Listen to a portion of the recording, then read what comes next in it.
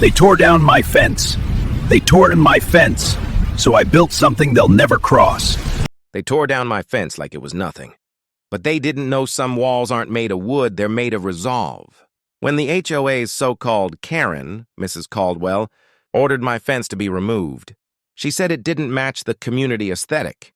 Funny thing is, my land was here long before this HOA ever existed.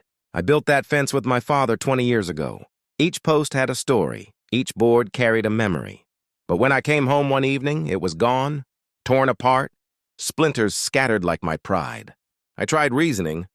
I showed them the property line papers, the county approval from years ago. Mrs. Caldwell just smirked and said, "Rules are rules. If you can't follow them, maybe this neighborhood isn't for you." That night, I sat on my porch in silence. My daughter asked, "Dad, why are they so mean?" I smiled weakly and said, "Because they've forgotten what respect means, sweetheart." The next morning, I made a few calls to a construction crew I knew from work. If they wanted to play games, I'd build something they couldn't touch. 2 weeks later, the neighborhood woke up to the sound of concrete being poured. A 12-foot stone wall, right on my property line, fully permitted and fully legal. Mrs. Caldwell came running, furious. "You can't build that!" she shouted. I handed her the paperwork and said calmly, "Rules are rules, right?" The HOA tried to challenge it in court.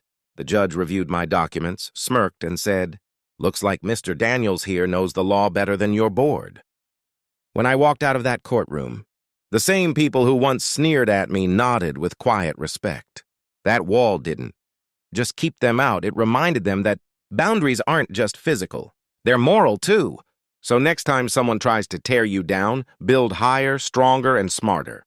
And if you felt that, hit that like button, subscribe, and share this story with someone who's ever been underestimated.